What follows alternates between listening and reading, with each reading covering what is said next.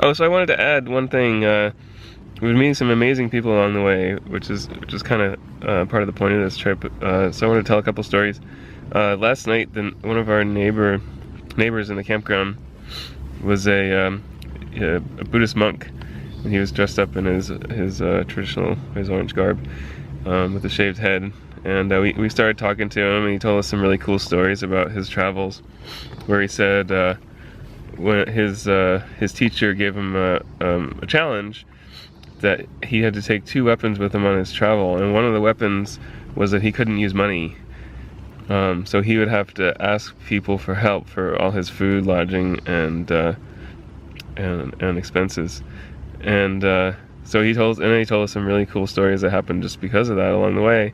You know, and they were able to do month-long trips without a dime, and you know, just through the generosity of other people. So that was pretty cool. He invited us to his monastery in Mendocino. It's kind of a little off our route, but it might be an interesting side trip if we have the energy and decide to take some extra time.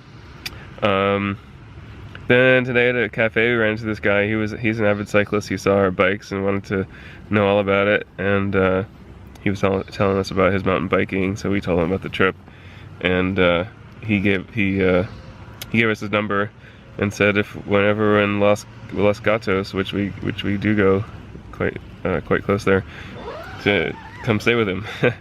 So it's pretty cool meeting all these very generous, friendly people. And we've given out a few. We have some business cards printed out with our YouTube channel and stuff, so we've given out quite a few of those. So yeah, we got a combination of people who are like, what, you guys are crazy, and other people that are like, oh my gosh, that's an amazing trip, I'd love to do it. So anyway, just wanted to tell those stories. See you guys.